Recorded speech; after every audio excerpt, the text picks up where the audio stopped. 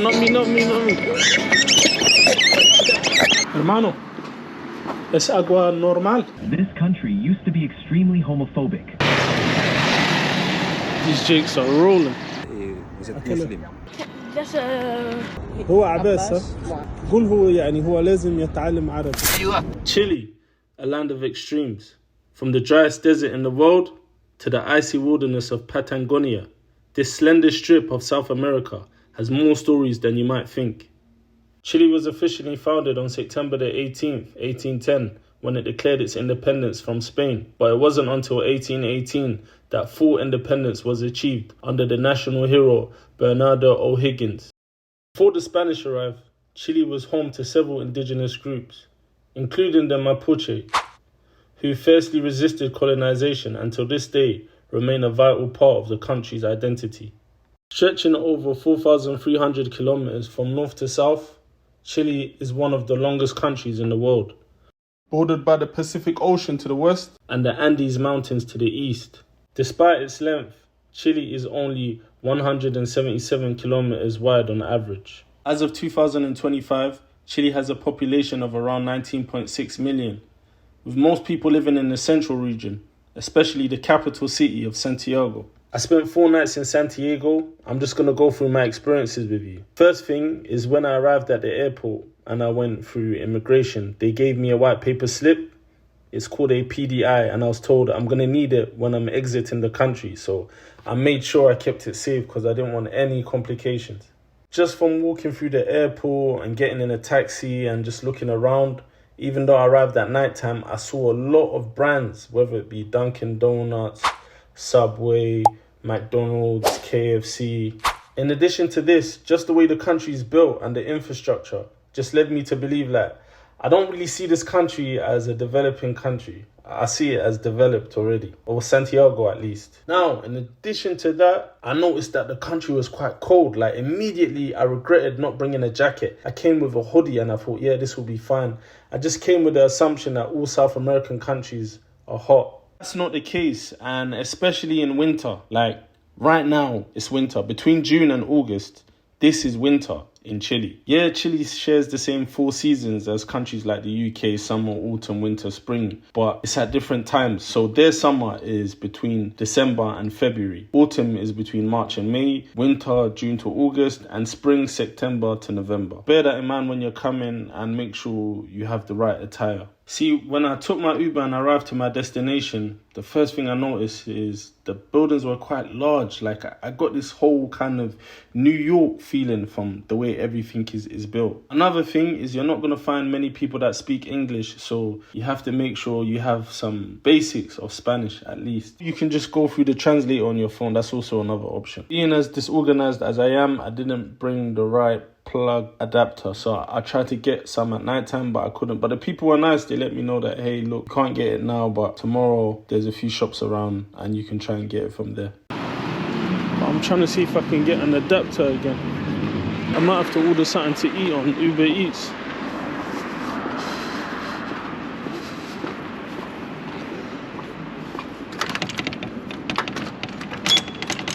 Or is it closed? Hola, no. Hola, ¿qué tal? Buenas. ¿Hablas inglés? Sí, ven, Oh, great. Do you have an adapter? un momento. Okay. So I don't think he speaks English. He's going to call someone who speaks English.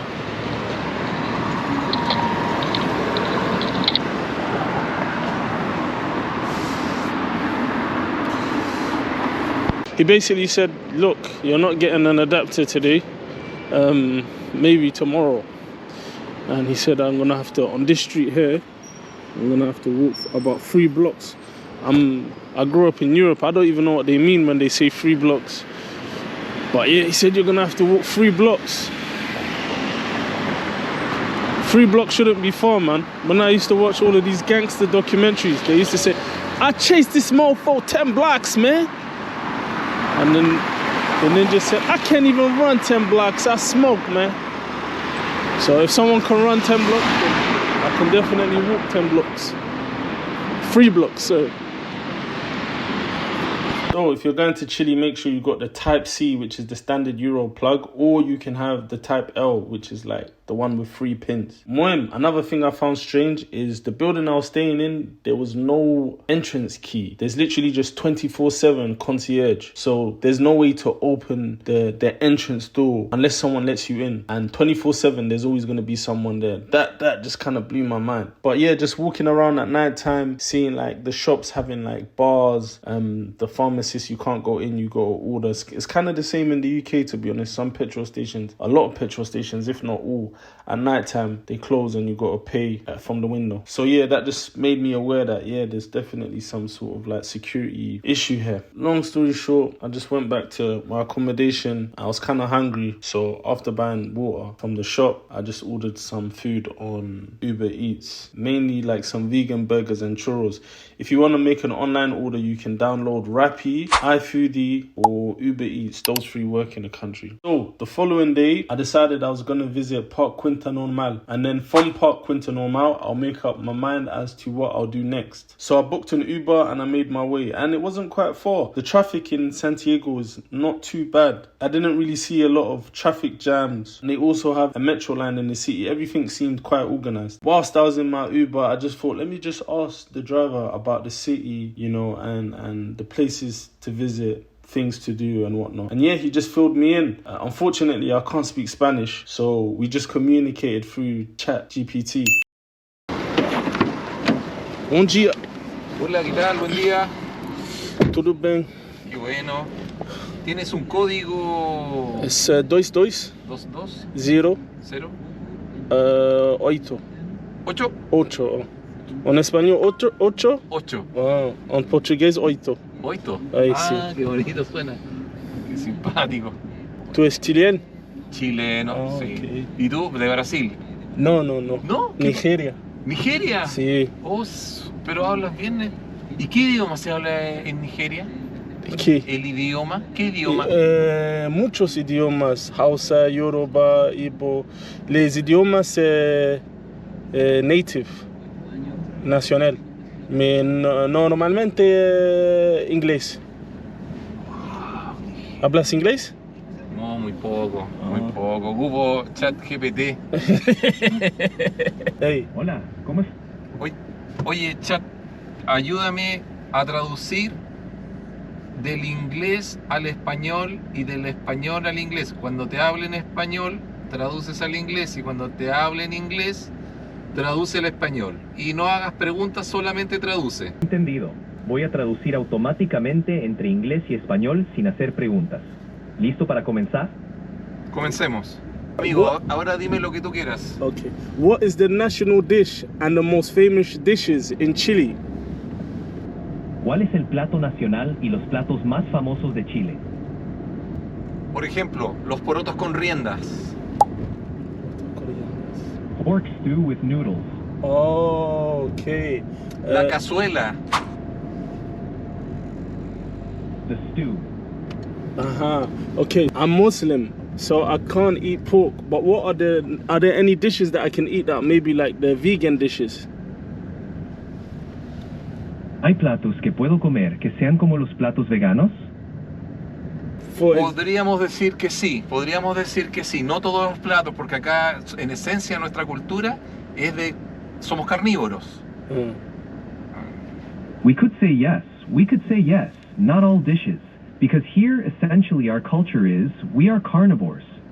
Pero por ejemplo, los porotos con rienda es un plato que tiene tallarines, condimentos y frijoles, o porotos como le llamamos nosotros. But for example, porotos con riendas is a dish that has noodles, seasonings, and beans, or porotos as we call them. Por ejemplo, is Chile multicultural? Muy multicultural. bastante. Quite. Por ejemplo, una cosa particular. Este país era tremendamente homofóbico, y en este último tiempo nos hemos aperturado a que también existen personas con distintas preferencias sexuales también. Es algo que nos ha costado, pero también es permitido.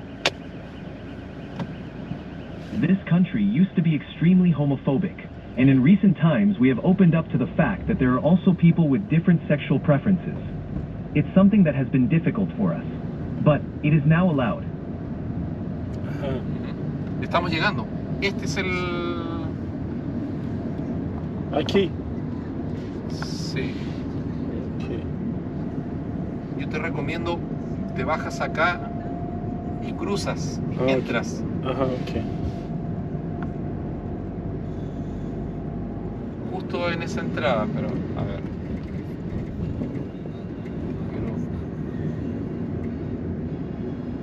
Te quiero explicar algo. Entrada aquí, ¿no? Sí, dame un segundo. Dame un segundo.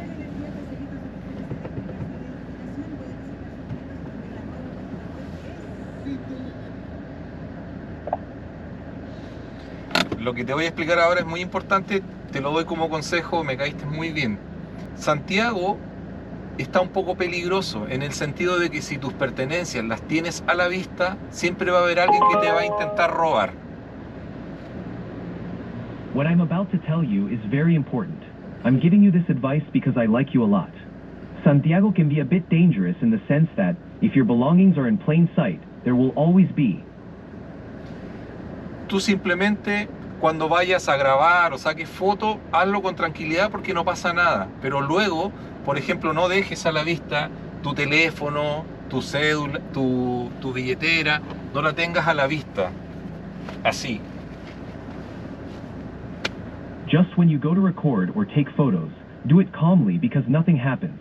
But later, for example, don't leave your phone, ID, or wallet in plain sight. Keep them out of sight like this. Okay. Solo cuida muy bien tus cosas. Okay. Lo sentimos, pero Thank you very much. Chao. One thing he did recommend to me was to visit San Cristobal, which is like Columbus Hills, you may call it. So I thought to myself, all right, cool, that's it. I'm going to go to Parque Quinta Normal, check the place out. Then I'm going to go to San Cristobal. So just when I got to Parque Quinta Normal and I checked the place out, I felt like it was a bit underwhelming, I'll be honest. Because I had visited Ibirapuera Park in Sao Paulo, I was kind of expecting the same thing. I was like, oh, maybe all parks in South America are like this. Because, you know, the park in Sao Paulo, Ibirapuera Park, had so much facilities. For example, if you wanted to play netball, basketball, football, tennis, it's all available. If you wanted to do calisthenics, it's available. If you wanted to go bike riding, it's available. If you wanted to skate, let me not even carry on, I'll just leave it there. But I think you get the picture. So when I visited Parque Quinta Normal, I was expecting the same thing. But yeah, that's not what it was. Bom dia. Buenos días. ¿Qué es? Morango. Morango. ¿Es chocolate? Chocolate. Fresas con chocolate, morango. Chocolate, morango. Es... Con mostacilla y chubi. Sí, combien? ¿Sí? ¿Cuántos? 2001. 2001, okay, it's £2, inshallah. ¿Qué? Oh, I need to know. Chocolate y... Chocolate y fresa, fruta. Fresa. Sí. Ah, okay, Fruta, strawberries morango. and chocolate. Okay, sí. Bien. ¿Sí? ¿Tarjeta Hey. o efectivo? Ahí sí. Me aparece el monto. Okay. Gracias. Gracias. Bismillah, let me try this, John. He said it's chocolate. I don't know what that other thing was, you know? I can't really risk it, mate. Bismillah. What's this red thing, man? Broski's moving mad. Ah, stop a lot. This is a weird combination. These people have different taste buds. Subhanallah. Yeah, I can't lie, man. I don't like this. I can't like this, man. I don't like the chocolate. I guess if it was a different kind of chocolate, it might work. Astaghfirullah, man. I can't waste food, man. Subhanallah. Yeah, man. If you can see my face right now. Ah. It's not me, mate. That's what happens when I try to be adventurous. To be honest, it reminded me more of Friendship Park in Ethiopia, in Addis Ababa. It's more of a relaxed place that you would go, meet friends, hang out. You see a lot of couples there, people relaxing, check out the museums. A lot of the museums, every single museum I visited whilst in Santiago, they were all free. I felt like it was underwhelming, so I took another Uber and I made my way to San Cristobal. San Cristobal, or Cerro San Cristobal, is one of Santiago's most iconic landmarks, offering panoramic views of the sprawling capital city and the snow-capped Andes in the distance. Located in the heart of Parque Metropolitano, it stands over 850 meters above sea level, making it the second highest point in Santiago. Visitors can hike, bike, or even take the cable car to the top, passing through gardens, picnic areas, and even a zoo along the way.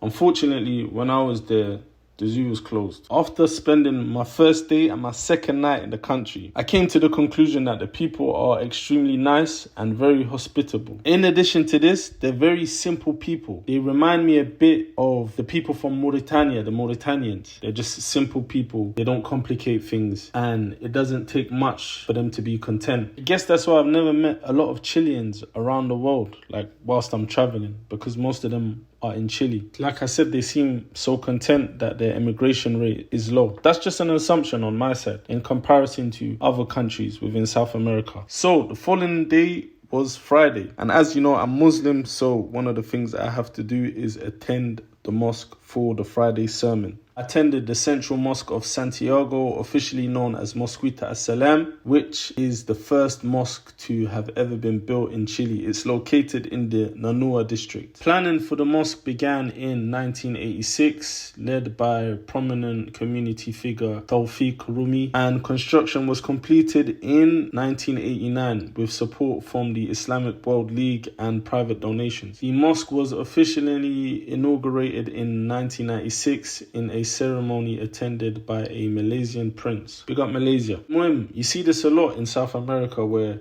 planning began one year, it was finished like years down the line, and it was inaugurated further years down the line. Alhamdulillah ala kulli hal, Rome wasn't built in a day, as they say. So the sermon started at 1:30 is what I was told by security. I arrived a bit early, I arrived at 1, but it was kind of weird because the mosque was empty. I'm not used to that. Even in Brazil, the mosque is quite, in Sao Paulo anyway, the mosque is quite crowded. So yeah, it kind of caught me off guard. I was kind of shocked. And at one point, the imam came in, the imam from South Africa. I met his children and sat down and was given just a brief talk. And I just assumed that, wow, I've never seen a sermon given with the imam just sitting down and everyone around the imam. The Muslim community here are very low in numbers, but that wasn't the case. People started pouring in afterwards, alhamdulillah.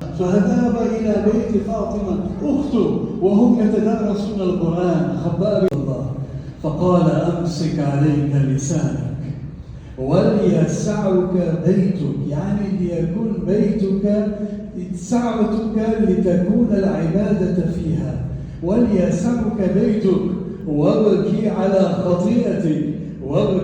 So the masjid is mixed. Like I said, the imam is from South Africa. His family is obviously South African. There's a number of people of Arab origins, Jordan, Palestine, Syria. I even met an Algerian brother there. So aside from the Arab community, there's also the Chilean community. So it's Arabs and Chileans in the masjid predominantly. So after Jummah, a lot of the kids there were very inquisitive. So they were asking me a few questions like, oh, where are you from? And how long have you been here? Do you speak Spanish and whatnot? And alhamdulillah, some brothers even invited me to come to their house for dinner, but I didn't really want to be intrusive, so I just asked them to let me know about the halal options around the area, and they told me about the following restaurant. There was a restaurant right next to the masjid, but the brothers kind of recommended I don't go there. They said I might find it bland. That's if you want shawarma, but the biryani in that place was alright. There was also Mosque hummus, there was Al-Amir, and there was Al-Raj. Whilst I've been in South America, I haven't actually had any chicken and rice dishes. Most of the halal options are usually shawarma, and I'm kind of tired of shawarma, so I thought, you know what, I'll just have Indian. It's been a long time since I've had a biryani.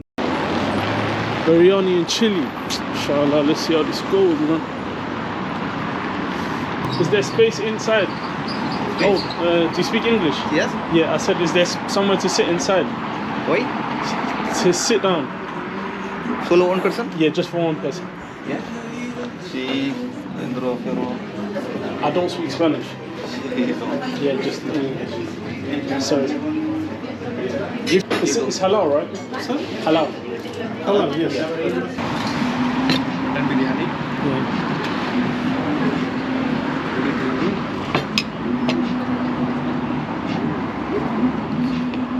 Raita. What sauce is this? So raita. Soraita. Yogurt, curd, and pepino, and onion. Thank you very much. Let me start with the biryani. I told him to make it extra hot. So,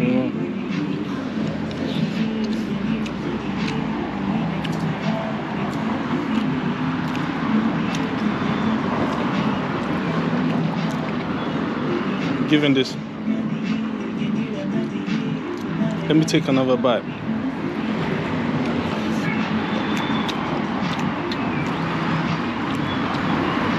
I'm giving this 8 out of 10.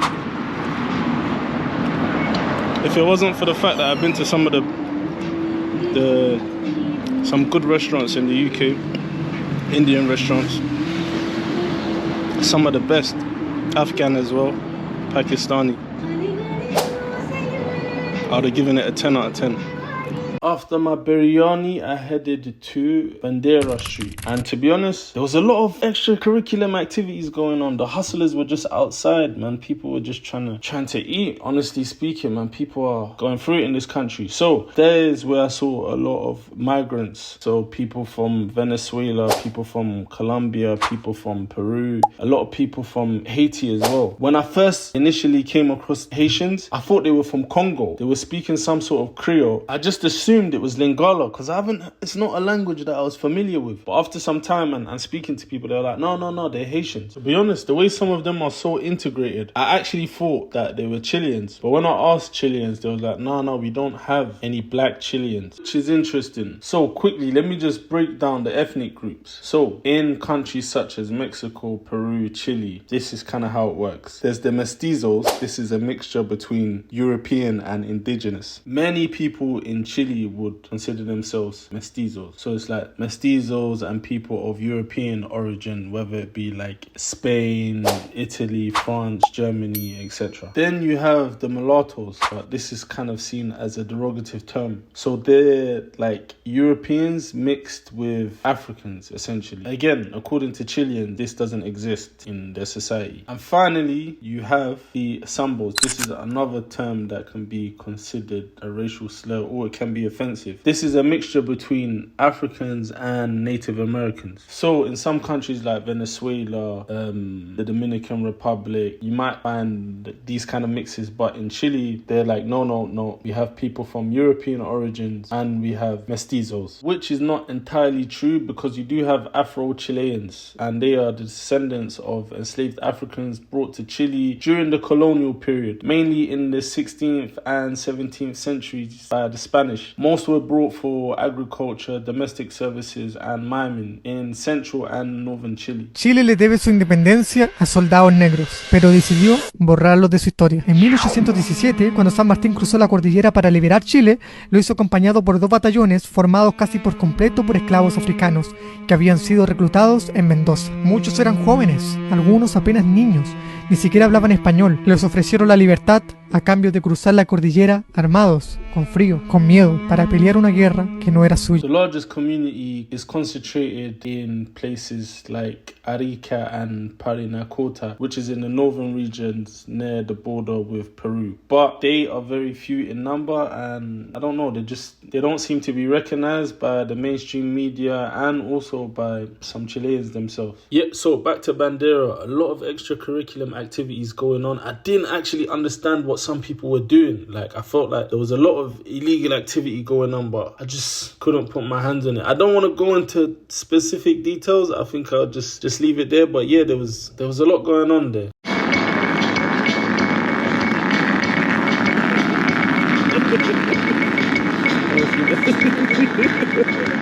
Mosque doesn't even know.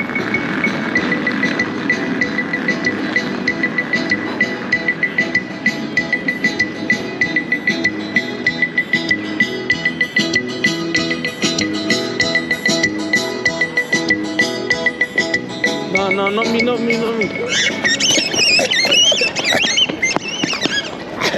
So I just made sure that I was gone by Maghrib, which is like sundown, because it was already getting weird in the middle of the day, you know, when the sun's out, which was quite shocking, to be honest. Also, Bandera has a museum as well, and it's free. And if you're interested in history, definitely check it out. Day 3, which was my final day in Santiago, I thought I'll spend the day checking out the barrios, which is like the neighborhood. The place I was staying was quite close to the Italian neighborhood, Barrio Italia. So I checked it out. I walked through, you know, essentially it was like, I would compare it to Portobello Market in the UK. It was kind of upscale. It seemed to attract a lot of people with a lot of disposable income, if you know what I mean. So there's a lot of like food places, clothing places, a lot of music going on as well. But yeah, it was more like a young, trendy vibe. So I thought, you know what, let me go and check out Barrio Brazil. But I found out later there is no Barrio Brazil. It's just, there's a place called Plaza Brazil, and which is near the young guy Barrio. But yeah, that place seemed, it was like the complete opposite of Barrio Brazil. People from, you know, lower social class. You had hotels that were offering like 2 hours for 15,000 Chilean pesos. From when I saw a hotel that's offering services for 2 hours, I just knew that, yeah, this is not the kind of place I want to be, you know. Maybe it's all right now because it's like daytime, but yeah, this ain't really the place for me. So I left, and then I went to the Barrio Franklin. See, Barrio Franklin is like East Street Market. It's like where you want to go if you want to get bang for your buck. In this place, they had serious knockoffs. But yeah, it was very crowded. You can see people buying fruits, clothes, whatever. It just attracted a different type of crowd. Again, there were a lot of Haitians there as well, just working side by side with Chileans and other migrants, and everybody seemed to be getting on, to be honest. So in summary, I really enjoyed my visit to Santiago. I think Chileans are very nice people. The society is quite homogenic. They're really nice. They're really welcoming. They seem to be fond of like migrants. Not so much Venezuelans. They didn't really seem that fond of Venezuelans, but they didn't really mind Haitians, which, you know, I kind of thought would be the opposite way around. They have a rich culture. They have rich history. Unfortunately, they don't have much halal food, so I couldn't really indulge in and tell you about Chilean cuisine apart from churros. But guys, trust me, stay away from churros because they can be addictive and you end up putting on a lot of weight. But yeah, man, big up Chile, and inshallah I'll be touring more of South America. Yo, if you like the video, like and subscribe.